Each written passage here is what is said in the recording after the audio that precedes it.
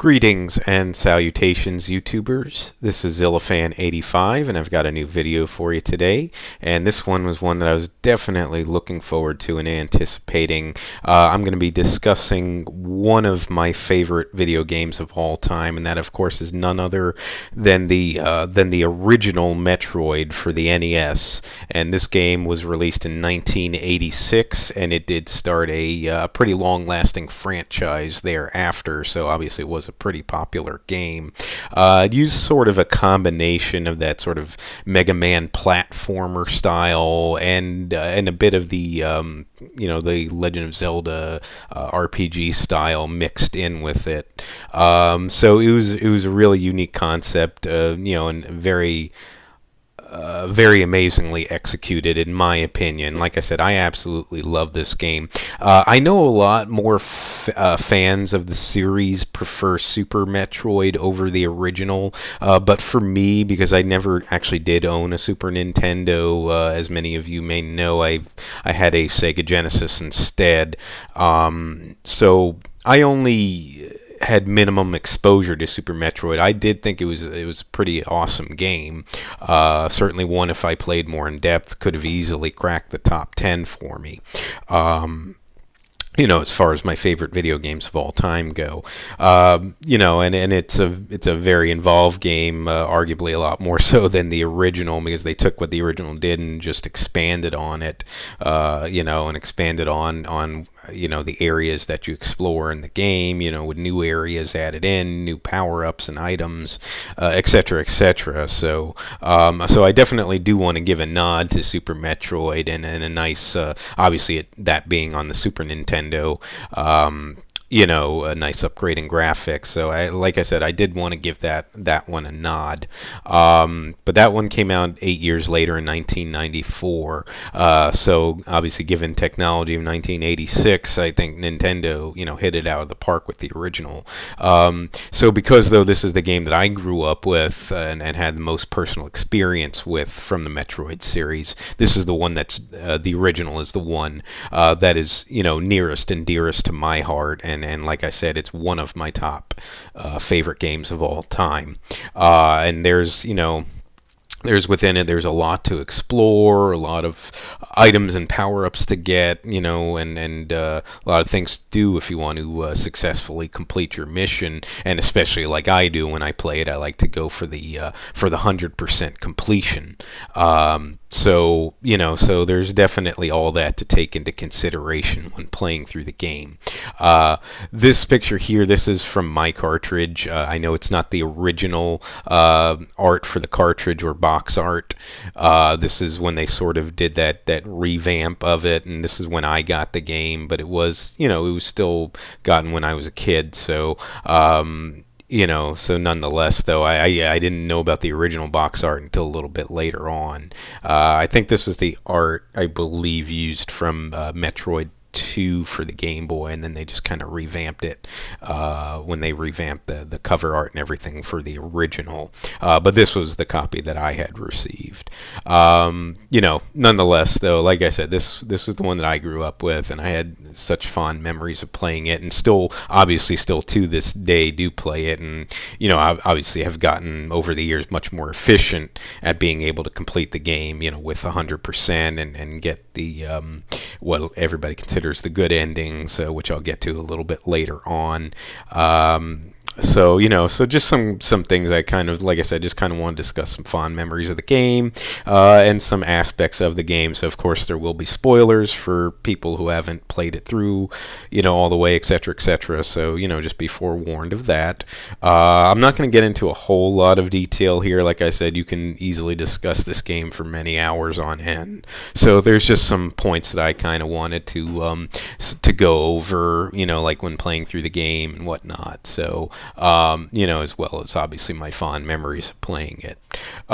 So let's go ahead and go into the plot synopsis of the game.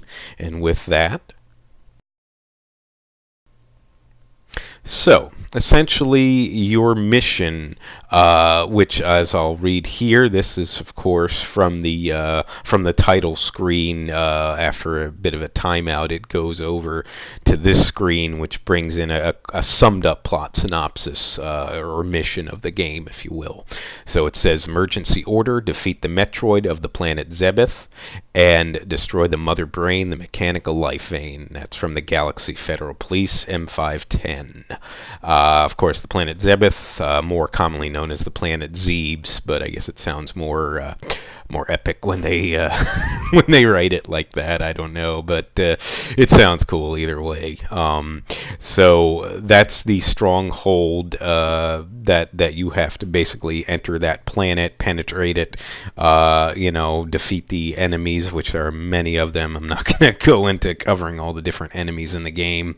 And then, of course, the final villain of the game, the Mother Brain itself, or herself, however you want to word that as. So a little more in depth about it. Basically, as the more elaborated plot goes, and again, this game came out in 1986. So they say that in the year 2000, various planets among the cosmos form the Galactic Federation in order to have a sort of universal time of peace and prosperity. And it was working until a group called the Space Pirates formed and started attacking, various ships and whatnot from the Galactic Federation. So the Federation, to counter this, formed the Galactic Federation Police.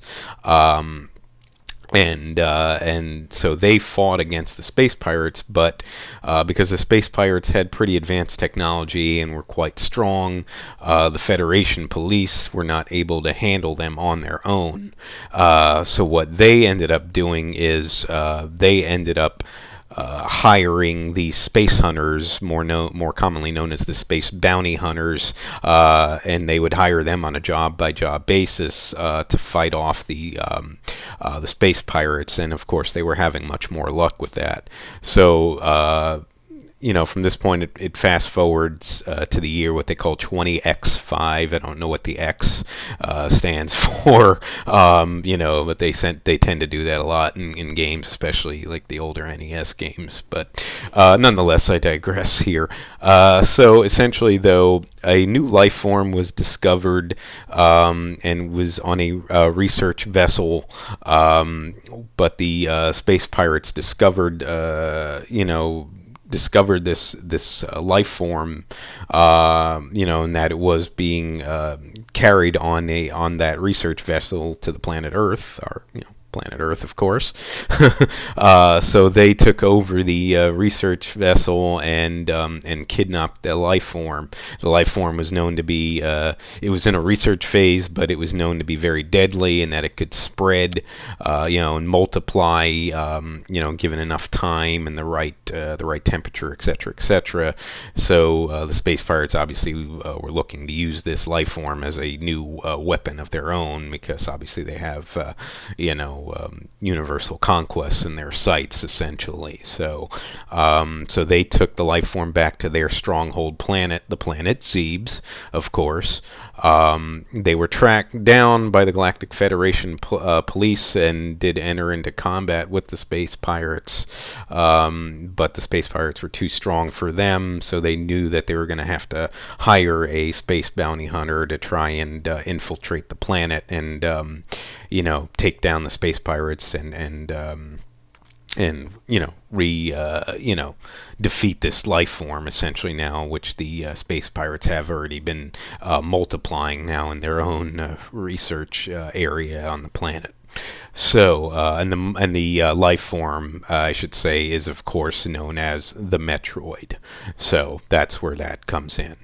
And what happened was the space bounty hunter that they hired was known as the greatest of all the space bounty hunters, and that, of course, was Samus Aran, the main character of the game, and of course the main character of the Metroid series. Now, Samus is past was kind of shrouded in mystery, but they knew that Samus's armor was given upgrades and like a cybernetic type body, so that basically Samus was given superpowers. But and they knew how great Samus's exploits were, but not much else was known about Samus personally. So, nonetheless, though, because of how powerful Samus is, and was. That's why they had to hire Samus accordingly. So basically, that's where the game kind of comes into play. Samus does infiltrate the planet Zebes and begins the mission to try and defeat the space pirates and the Metroid, and ultimately defeat the Mother Brain and end this mission essentially. So. That's, like I said, that's where we take over and start the mission. So from there,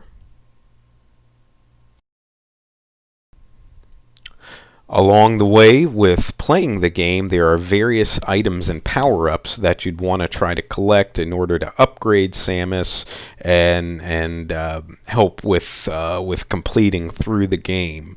So there are a multitude of items and power-ups. Obviously, as I kind of noted earlier, in Super Metroid, they did expand this repertoire quite a bit, and they allowed you to, with more of your power-ups, combine them and upgrade them even further. So that's kind of where they did expand on. That's something I do definitely give a nod with Super Metroid on. But like I said, because of nostalgic reasons and all that, this was the game that I grew up with. This is obviously my go-to game for Metroid. So, nonetheless, though, so as you can see among the various power-ups here, you start out with a very standard beam attack, and it's got a short range on it before it essentially disperses.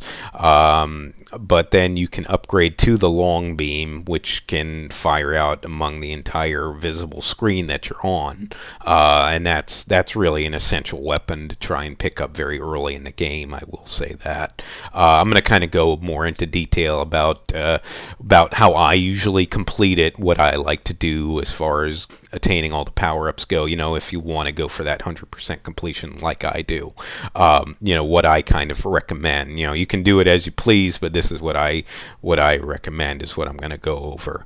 But right now, just kind of covering the various power-ups. So like I said, so you got that long beam, which obviously expands your range on your beam attack. Then you've got the ice beam, which allows you to freeze enemies. You can use them as sort of platforms while they're frozen to jump on, and then use to reach higher areas, of course, that you couldn't reach normally. Excuse me. Sorry. And that's definitely a very useful weapon, and will certainly come into play late in the game. We'll cover that when we when we get there. We'll cross that bridge when we get there. But nonetheless, though, that's definitely a good upgrade to get. Once you get that long beam, you do want to kind of upgrade to the various, to the other types of beams, though, because it's just more who of you, I would say, to do so. The drawback with the ice beam is because it freezes an enemy first, then you have to hit the enemy again while it's frozen to actually inflict damage on it. So it basically doubles the amount of hits you have to perform on an enemy in order to defeat it. Again, that is something that you have to consider. So it does have that drawback, but it's still overall worth it to get it.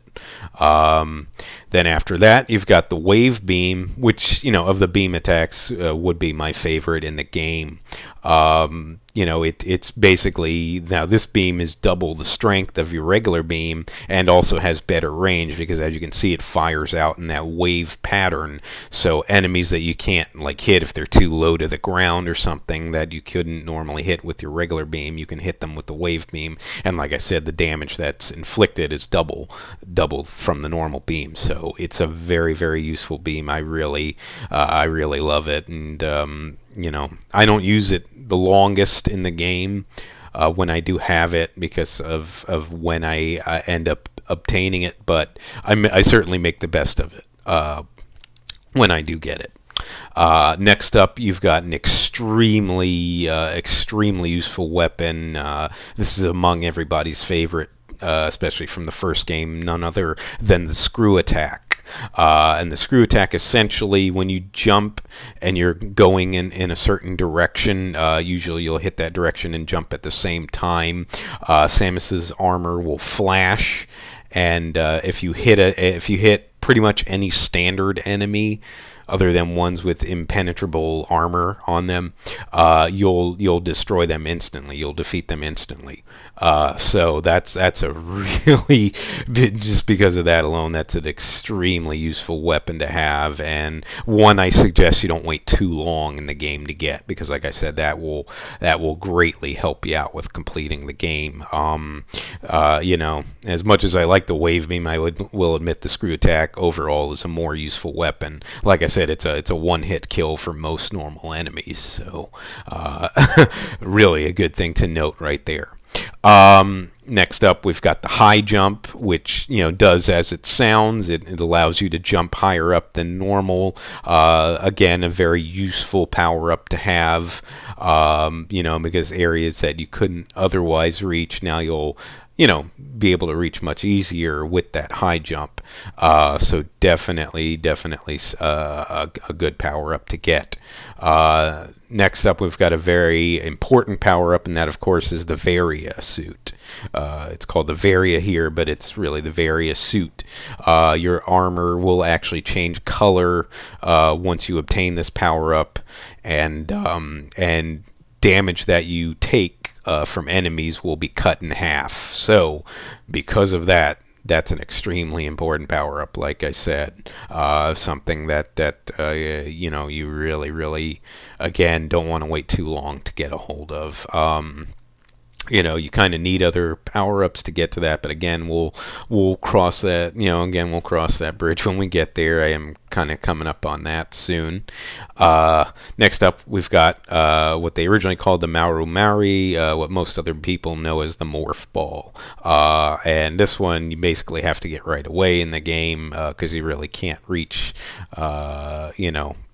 other areas from that opening area in the game that you start with without this. So this allows you to kind of morph essentially into that ball form, and this way you can cut through like very small areas and crevices and whatnot in that morph ball state.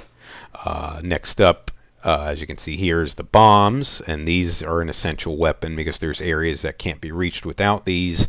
Basically, while you're in the morph ball form, you can place the bombs, and after a few seconds, they'll explode, so you can hit enemies with them. And then, of course, there's certain areas on the floor that are that can be basically busted open with the bombs, and you can reach areas that you couldn't otherwise reach, of course. And again, that is essential because there are areas where in order to reach them you have to do that, and these are areas that are critical to completing the game. So that's another very important weapon to get.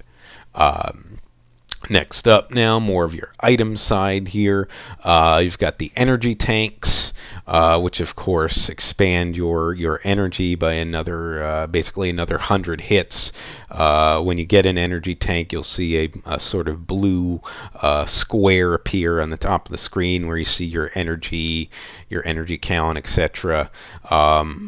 And it'll expand it, like I said, by another 100 hits. So these are extremely important to get. You can store up to 6 of them, but there's actually a total of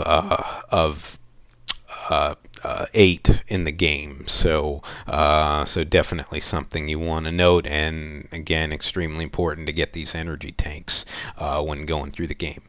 And next up, the other item to mention is, of course, the missiles. And these, obviously, you need to get very earlier on. There's the red doors that cannot be opened up without missiles. They take 5 missile blasts. Then there's certain doors. They're slightly off, like a slightly off red or orangish color even, that take 10 missile hits to bust open. Once those doors are open, they stay permanently open for the rest of the game, so that's something to note. But you do need the missiles for those.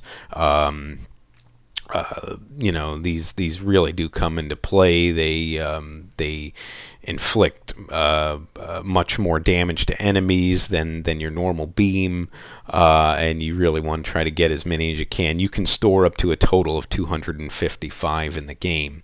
Once you collect a missile pack, you'll see that it adds a total of 5 missiles to your count. So, so for example, once you get your first missile pack, you'll now have 5 missiles ready to use. So, and enemies do drop both energy and missiles at times. They don't always, but they do, or they could drop either or. So defeating enemies is very good if you need to replenish energy and missiles. So that's something you definitely want to take note of. So there's various missile packs scattered throughout the game. So like I said, you want to try to collect as many or all of them if you can, like I do. But not all of them you'll find in the game. Some have to be gotten otherwise, which again we'll get to very shortly. But these are basically all the power-ups and items available for use in the game. So I just kind of wanted to go through those, and from there, now we're going to take a look at the what's essentially the very basic generic map of Zebes. This is the one that comes with the instruction booklet.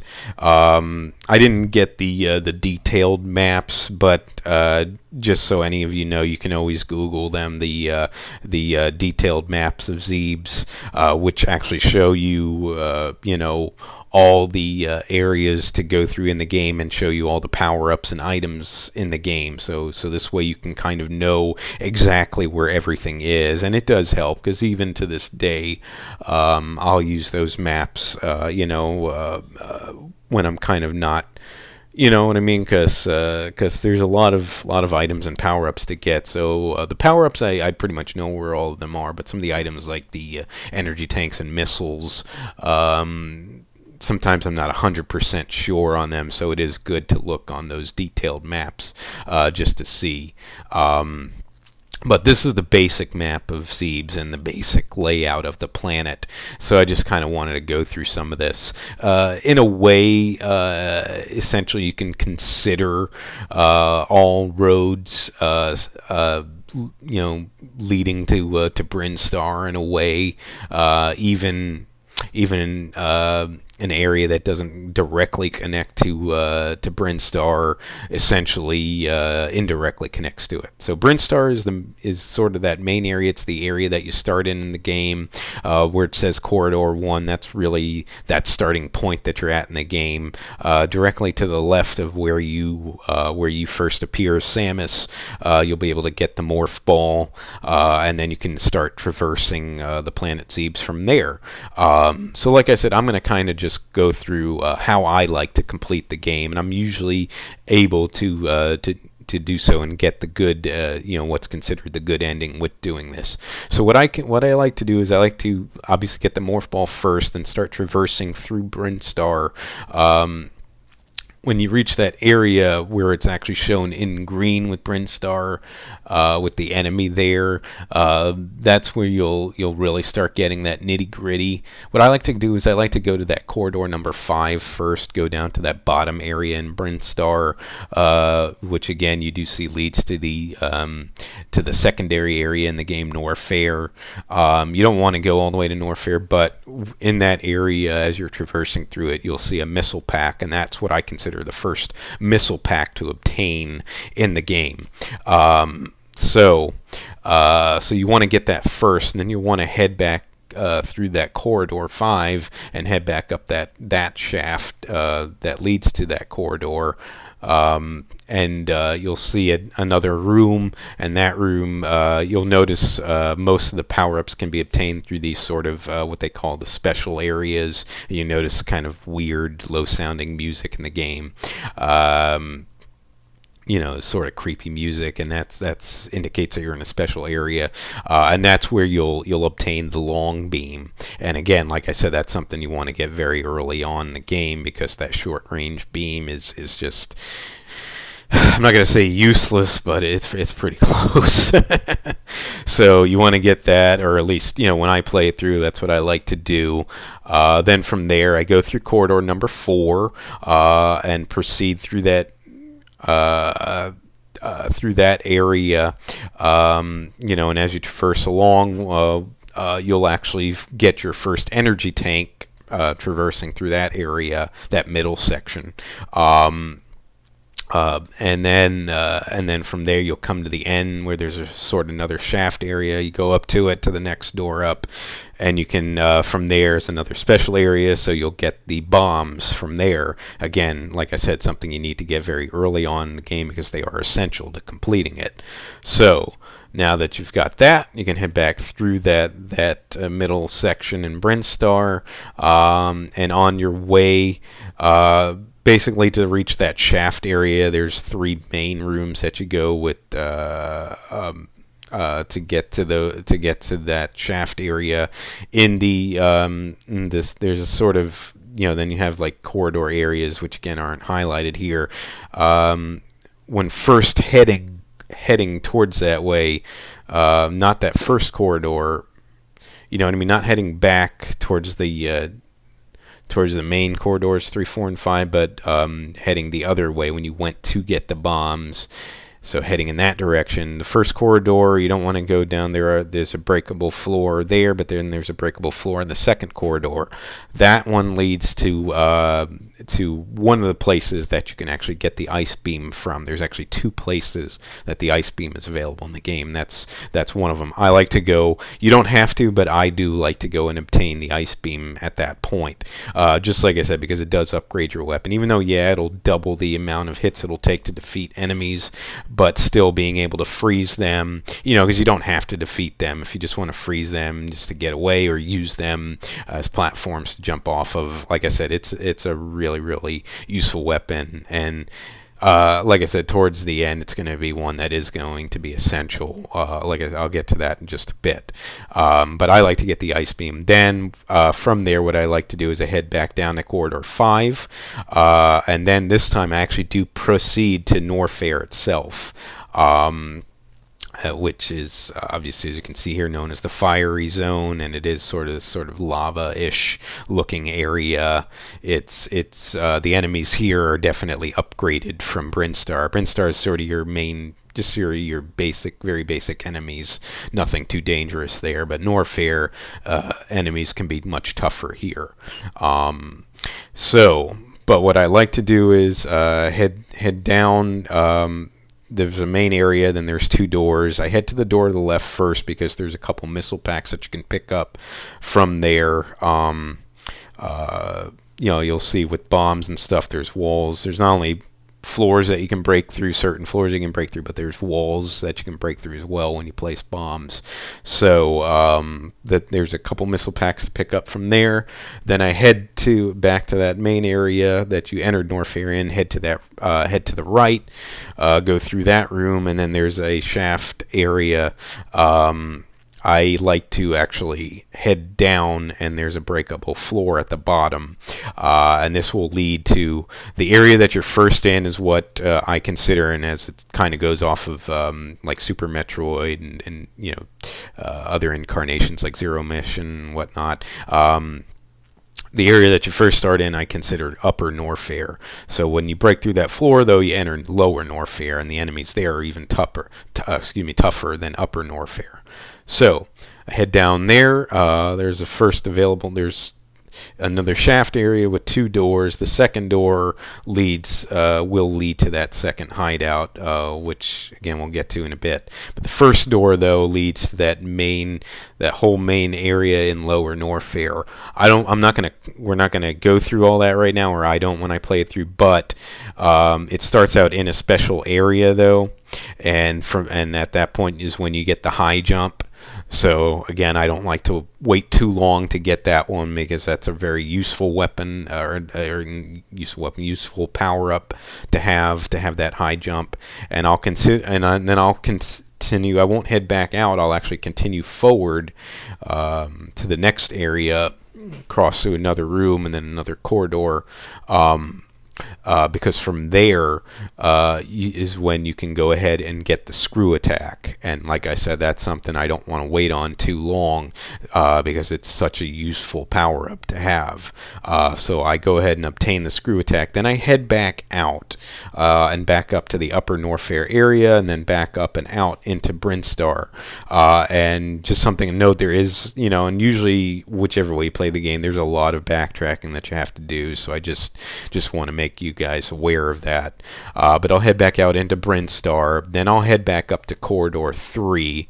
And this should be the only time where you really, at least for me anyways, when I need to actually play through Corridor 3. But from there I'll head to that upper part of Brinstar.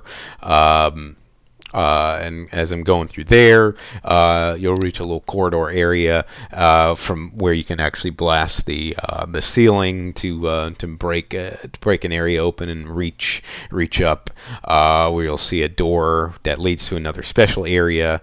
And to get to that door, you do need the high jump. So this is, like I said, where that kind of really comes into play. And you can reach that door, and that special area leads to none other than the Varia suit itself. And that's when I like to go ahead and grab the Varia suit. So as you can see, before I complete any boss hideouts or anything like that, I try to obtain a lot of these what I consider essential power-ups to get. And the Varia suit is definitely one of them. Like I said, it cuts your damage in half, when you take damage. So that's when I like to go ahead and get the Varia suit. Then I proceed down. Then I proceed to the right to the end of that upper part of Brinstar, because along the way you'll get another missile pack and you get another energy tank, and that's the second energy tank that I grab in the game.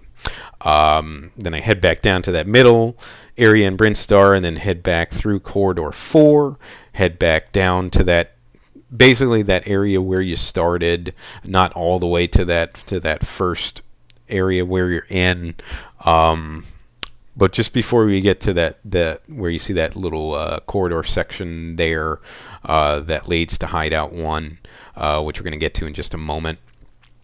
In that main area, you'll actually be able, in that area just before that, there's actually an energy tank located on the ceiling, which really you need the ice beam, and you can technically do it without it, but really it's who of you to get the high jump to do this, because there's an energy tank on the ceiling, so you can freeze one of the enemies,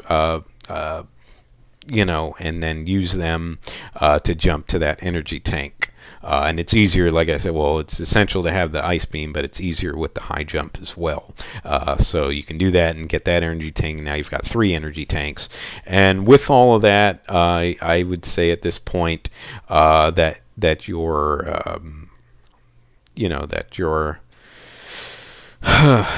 and you know what? I actually missed a point, and I do apologize about this. Let me digress for a moment. Before you get the Varia suit, after you get the screw attack in Norfair, when you head back up, what I do is, instead of heading back out of Norfair, I actually complete that whole upper Norfair area. So there's actually the room that you entered to get to that shaft area where you got to Lower Norfair. There's several other doors that you can take. I believe there's actually, just trying to look here.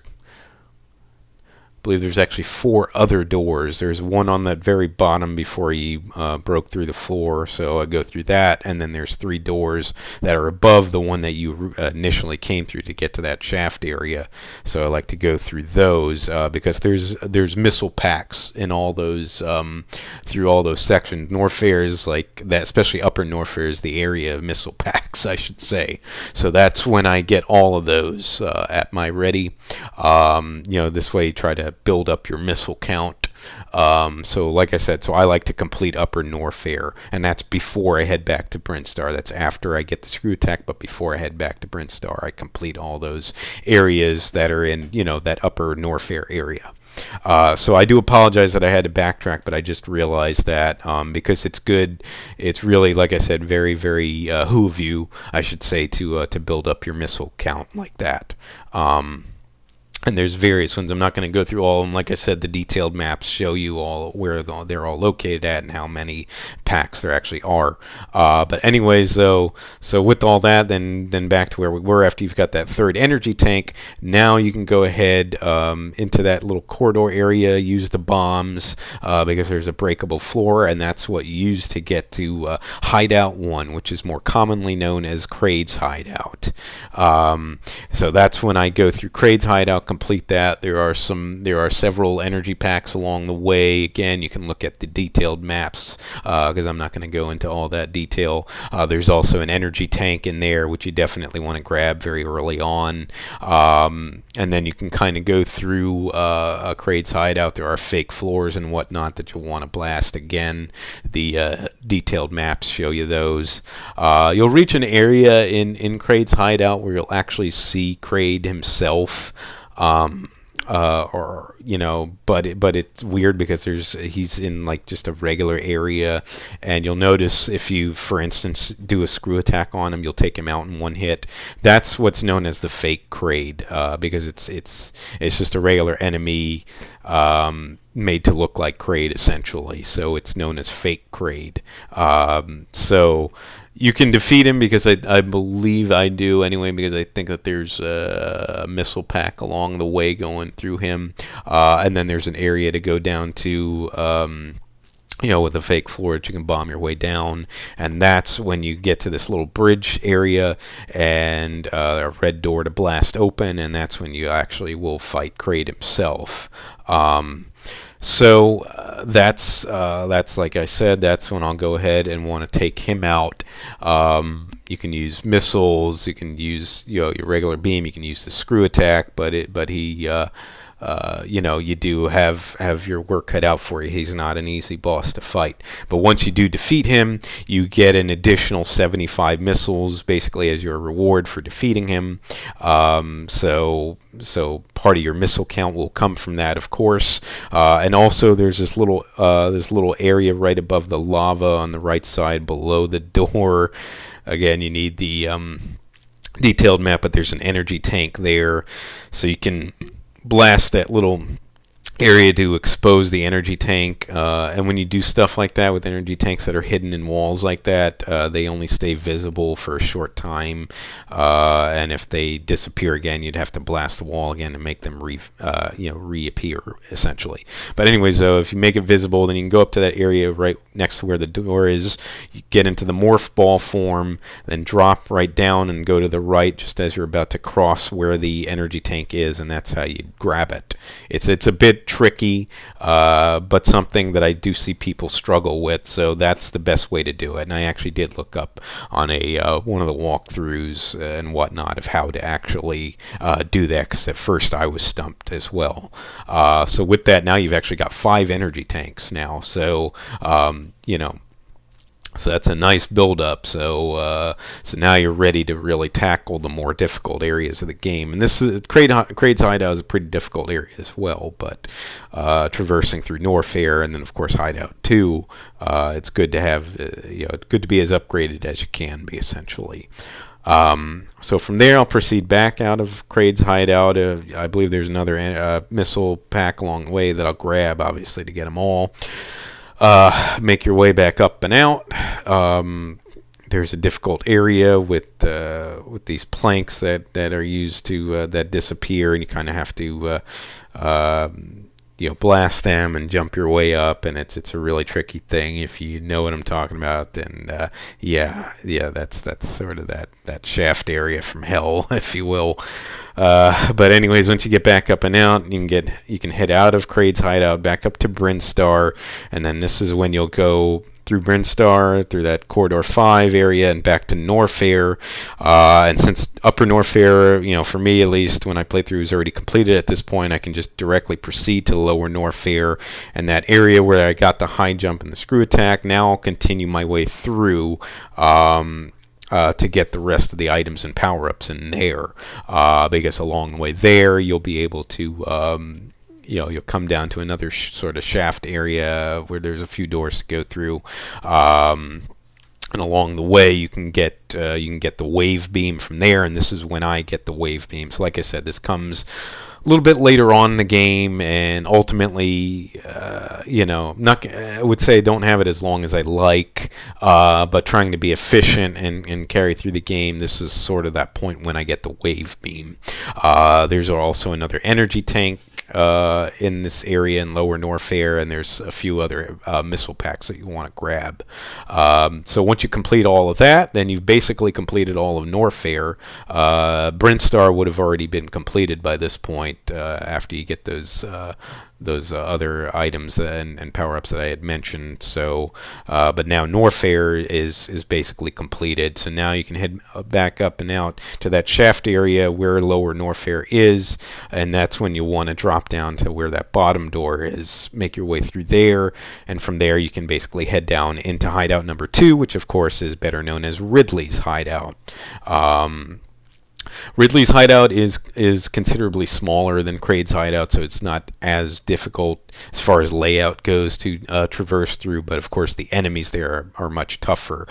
These are not the toughest, but among your tougher enemies of the game. So that's definitely something to note. So that's why you really, really want to have as many items and power-ups as possible. So obviously, at this point, after you've completed Lower Norfair, now you've actually got now you've got the 6 energy tanks at your disposal now, which is as many as you can store up to, besides your base energy. So you've got your base energy, and now you've got the 6 energy tanks as well. But there are 2 energy tanks in Ridley's hideout. It is a little bit surprising that there is, because it's not a very big area, and there's also a couple extra few extra missile packs, I should say, that you'll want to grab along with the energy tanks. So you'll kind of make your way through there. You just kind of got to know the areas to go through. There is a certain area which will actually lead to Ridley himself.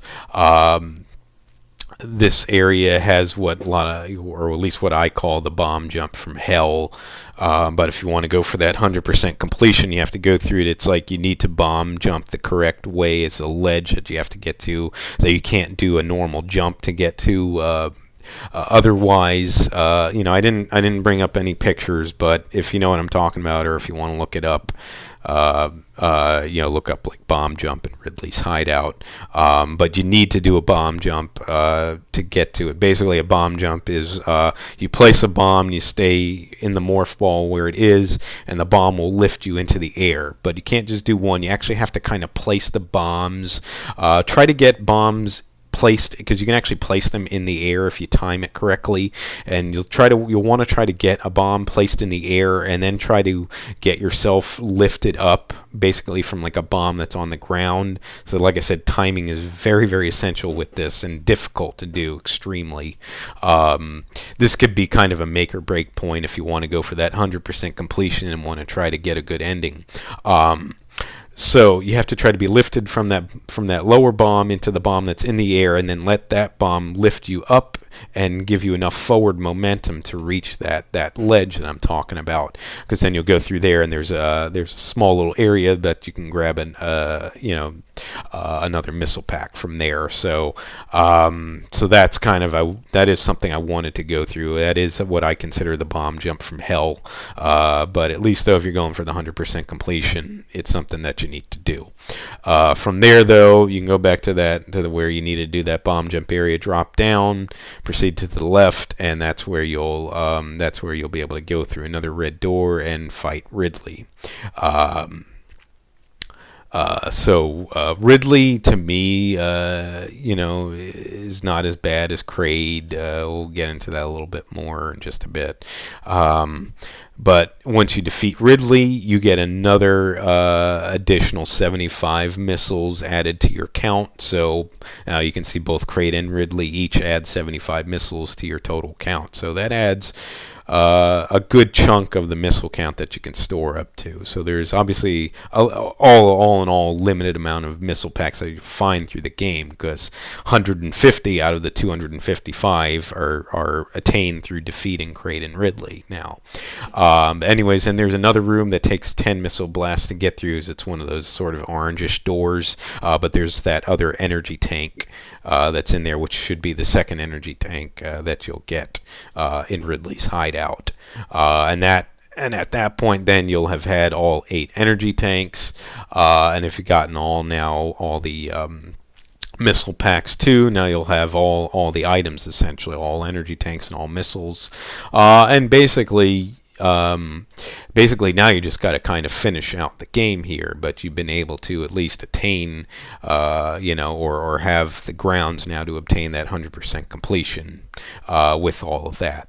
So you'll want to make your way, once you've cleared Ridley's hideout completely, with all the energy tanks and missile packs, defeated Ridley, etc., you can make your way back up and out, back to lower Norfair area, make your way up and out there, back into the upper Norfair area, then go back down that room that'll lead to that main area where you can head back up and out into Brinstar. This is the way that I do it. So I go then first back through Brinstar, go back to corridor number 4. So you see there are a few times where you have to go through that area in Brinstar, but you'll want to go to that second mini corridor area in that middle section in Brinstar to blast your way down through the floor, and you'll want to, even though you've got the wave beam, you'll actually want to go back and get the ice beam again. In Upper Norfair area, there is a section where you can get the ice beam from there. I usually don't bother with it. I usually just get the ice beam from that area in Brinstar.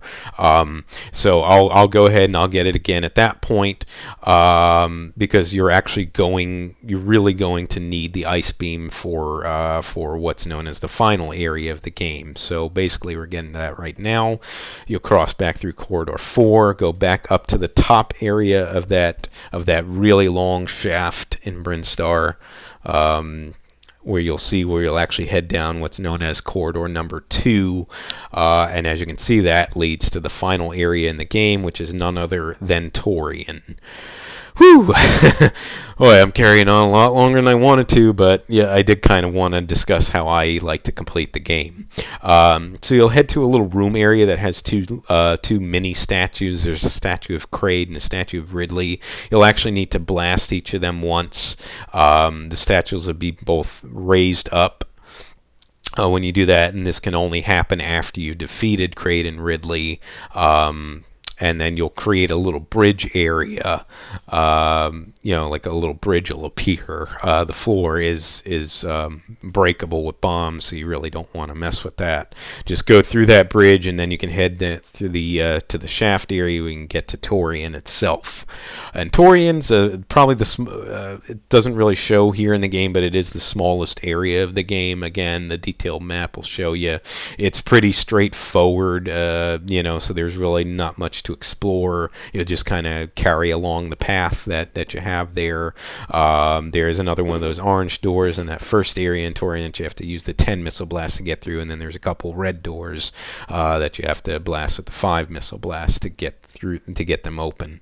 And this, of course, is where you'll finally cross paths with that dangerous life form known as the Metroid, and they are extremely dangerous. I should say that easily your most dangerous regular enemy in the game. They grab onto you and suck your energy out. They drain it at a pretty decent clip, and more than one can grab onto you at once, and your energy will be drained even faster that way.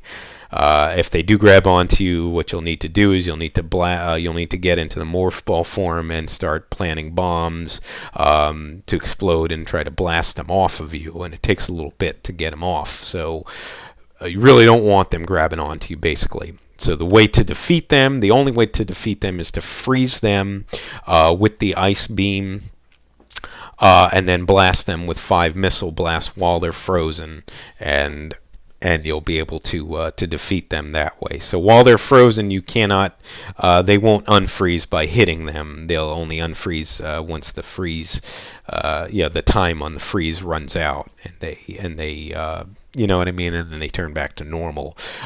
So at least though it gives you that opportunity to blast them with the missiles. So it takes 5 missile blasts to drop to defeat them. If they do drop, and they pretty much always do drop either energy or missiles, it restores. Basically, your energy will be it'll restore 30 bits of energy, and 30 missiles will be restored at that point, if depending on which they drop. So they do help restore your energy and missiles pretty well. So when you need to replenish that, that's definitely a good thing to note. So they don't have to be defeated, but if you need energy, you need missiles, boom, bam, that's your way to do it. And I do digress for just a moment. There is a sort of cheat trick way to avoid defeating Kraid and Ridley in that little section where the statue room is to get to Torian. I don't really mess with it, so I just kind of do it the right way. But like I said, I like to go for the 100% completion anyways, but that is just kind of something that I wanted to point out. So if you want to do like a speed run of Metroid, that's you'll want to look up how to do that to avoid having to go through that whole mess of defeating the two of them to get to Torian. So anyway, so as you make your way along the path through Torian, you'll see these sort of spaghetti-o-looking enemies, which are called, I believe, Rinkas. They don't look like much, but they actually can inflict decent damage, even with the various suit. You just kind of either try to freeze them or avoid them, I suggest. So that's really only your other main enemy that you get to. But once you get to the final area, which actually only is just a standard blue door, which is just a regular energy blast to go through it. Which they open and close, of course. But this leads you to that final area in the game, where there is actually another enemy. Well, a couple other enemies. There's sort of these turret things that fire cannons at you in there. It's not for the faint of heart, this area. So you'll have those firing at you. You have Rinkas in there, and then you have these sort of weird-looking things that are called Zebatites. They can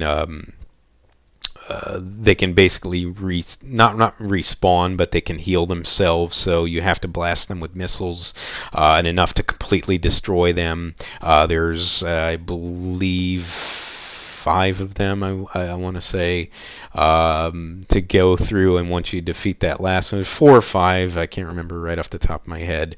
But once you go through that last one, that's when you'll cross paths with the Mother Brain herself. And once you defeat the Mother Brain, then basically you'll be given a timer that you'll have to use. There's a shaft area, a door opens up, and there's a shaft area that you have to go through, make your way up to the top, and escape on the elevator at the top before the timer runs out. And because there's a self-destruct mechanism that was implemented when the Mother Brain was defeated. So you'll get instructions on all that, and it sounds more difficult than it is. It's actually pretty easy to make your way to the top with plenty of time to spare. What I like to do is, when the counter starts running from I believe 999 all the way to 0, it runs at a decent clip, but you still get as long as the amount of time that it takes. I think it's like probably like 5 minutes or so that it takes, and it does not take anywhere near that long to make your way to the top of the shaft area where the elevator is. So you've got plenty of time to spare. But what I like to do is I get to that top area where the elevator is, stand on the elevator, but I don't make my way out until the timer goes under 100. Some people say for a better ending that you should do that. Others say it doesn't matter. I just like to do that. And I don't know. I think it makes it a little bit more epic. But anyways, though, that's how you complete it. So, just going into a little more than that, that's sort of the basic run through. That's how I like to go through the game. Like I said, you don't have to do it. That's just what I found that works. You've got to find what works for you. But I've been able to complete the game efficiently this way and get the, and get a good ending with that. So, just a little bit more though from there.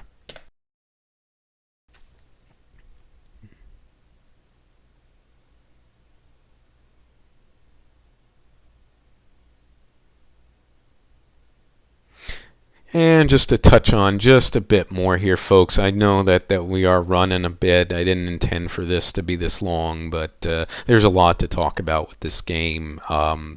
If I was talking about Super Metroid, this would be going on all day, but nonetheless, though, still a lot to talk about with Metroid.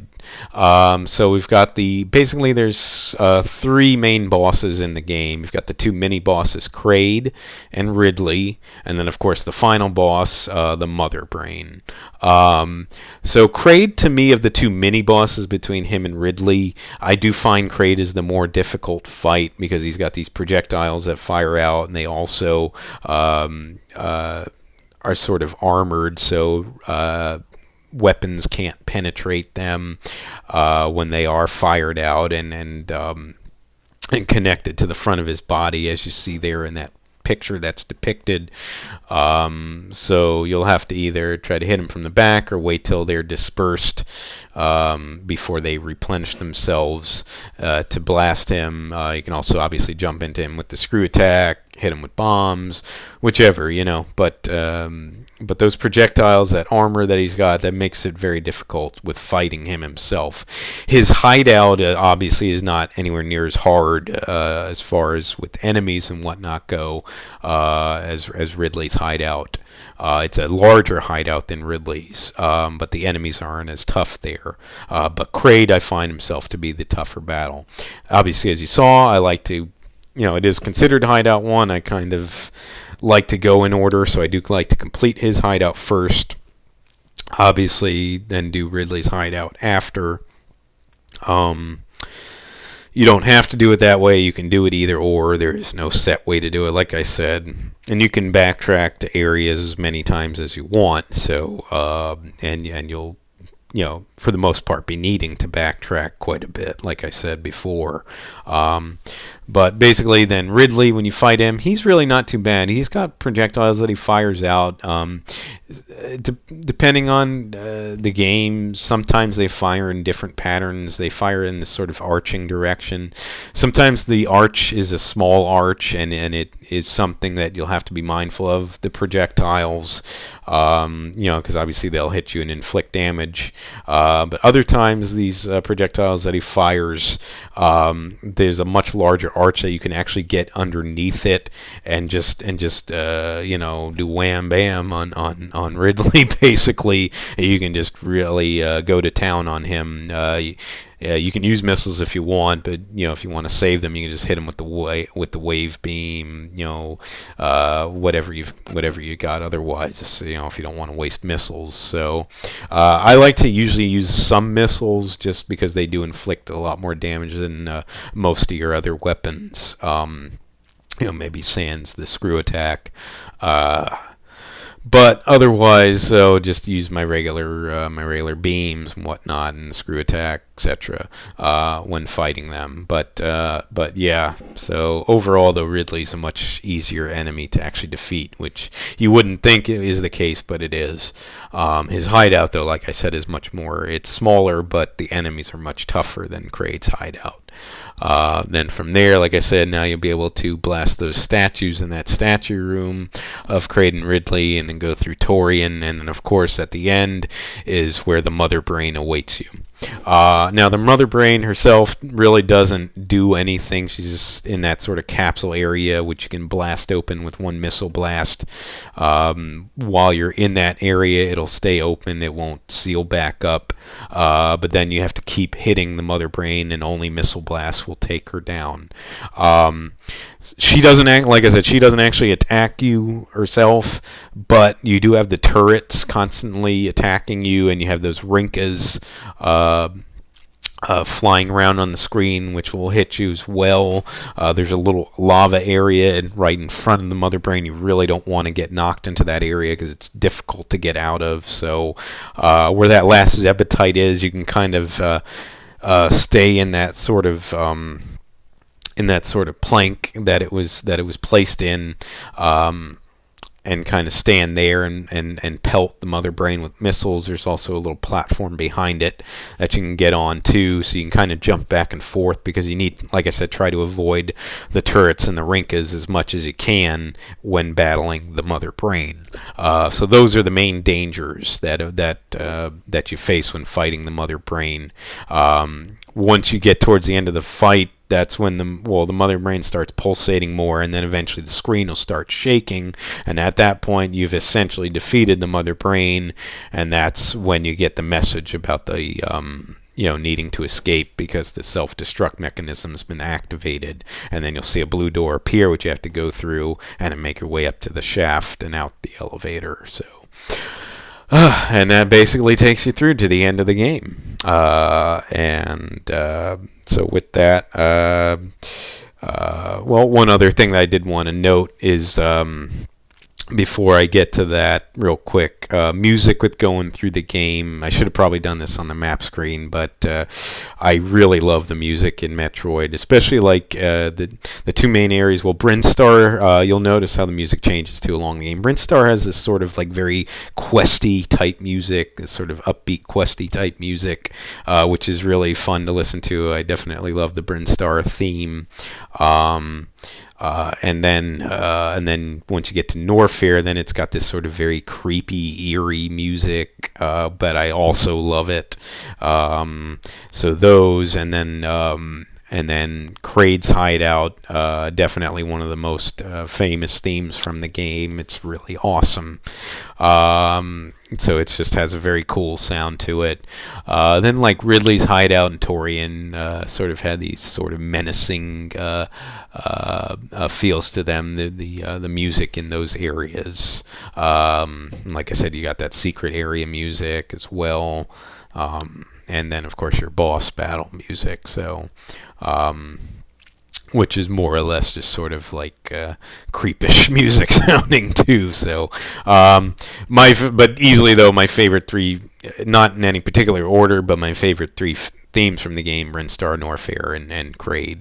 Kraid's Hideout.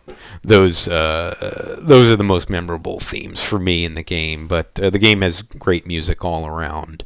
So that's just kind of something that I wanted to note. Like I said, I should have done that on the last screen. But nonetheless, though, folks, like I said, once you defeat the mother brain, make your way up and out that elevator, then you get to the ending at last.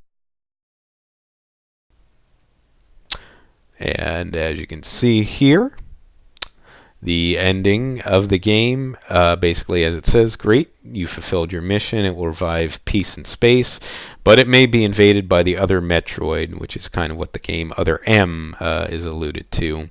That's a later Metroid game. And then it says, pray for a truce, peace in space. And then from there you get that final ending, and depending on the time that you complete the game in, this is what I was alluding to all along,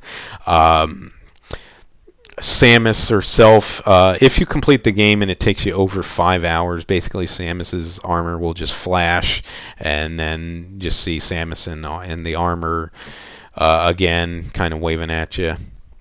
But if you complete it within, I believe it's 3 to 5 hours, that'll happen, but then Samus's helmet will be removed, and that's when it'll be finally revealed in the original game, which was pretty revolutionary at the time, that Samus is a woman. And like I said, that was pretty revolutionary at the time, because you really didn't have main characters in video games that were women. And Samus is awesome. She is definitely among my favorite video game characters of all time. In fact, if I ever do a video on that, you'll definitely see her pop up on the list. So right off the bat, you'll know that I really love Samus. She is awesome. And then, though, if you complete the game in basically less than 3 hours, that's when you get what's considered the good ending of the game. And that's what I always try to aim for, if possible. Depending on what happens, usually with that bomb jump from hell, that's usually the area where I get caught in. But generally, I can still get the good ending, as it's considered. And that's when you see in the picture depicted there on the right, Samus in that sort of, I don't know, almost that sort of leotard-looking outfit, whatever it is. That's really what's considered the NES version of the Zero Suit Samus. So, which is really cool, and you can then go ahead and restart the game with Samus in her Zero Suit, and she's got sort of this greenish hair, but you've got a lot of the power-ups, pretty much all the power-ups that you had. You'll have the high jump, screw attack, morph ball, bombs, ice beam if you've had that at the end. So you'll have all those power-ups. You just won't have your energy tanks and missiles, long beam, etc. But anyways, then so that's basically your reward at the end of the game, and then you can, like I said, restart it as such. Then what you've got is that sort of that even upgraded ending if you complete the game in under an hour, which again you can really mainly only do if you cheat your way, and you get sort of Samus in a sort of bikini looking outfit that she's got on. I've never got that ending, but nonetheless, so since I go for the 100%, it's not really something I'm aiming for. I'm happy with the good ending with the Zero Suit Samus, so and that leotard looking suit that she's got. So and that's pretty much the game of Metroid. Like I said, it's a game that I really, really love. There's a million things to talk about. I could go a lot more in depth, especially, exact item and power-up locations. For that, though, like I said, the best suggestion is to look up those detailed maps. There's numerous ones on Google to see exactly where everything is located. And if you want to go for the 100%, you kind of go from there. And like I said, that was just the best way that I like to traverse through the game. You have to find what works for you. Again, though, it is a game that I really, really love and continue to play through to this day, and always will play. I have such fond memories of it. It's a game you have a very isolated feeling. You're playing as Samus on this very eerie planet Zebes. You make your way through, so you have to kind of keep that in mind. But I'm used to being alone anyways, as it were. So I enjoy it, and I enjoy that isolated feeling. So so that's for me, and that's just some kind of memories and discussion for the game that I wanted to go over. So from there, now this does pretty much take us to the end of the video. Like I said, Metroid is one of my favorite video games of all time, and always will be. And like I said, I play it to this day and always will. Certainly for any of you that are interested in the game, or that are experts at it, definitely let me know what you think and all. If you made it this far, I didn't mean for it to take over an hour, but again, there is a ton to talk about with this game. Nonetheless, though, folks, I do thank you so much for watching. If you would like to subscribe, please feel free to do so. If you would like to like and or comment on any of my videos, please feel free to do so as well. Like I said, with this one, definitely, drop your thoughts and opinions and share your memories, etc. on the original Metroid. Let me know how you think it stacks up in the series.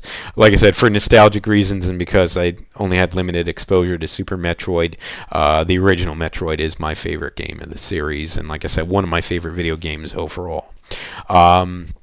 Nonetheless, though, ladies and gentlemen, with that, though, like I said, that does bring us to the end. But just remember, until next time, you be good to yourselves, and sayonara.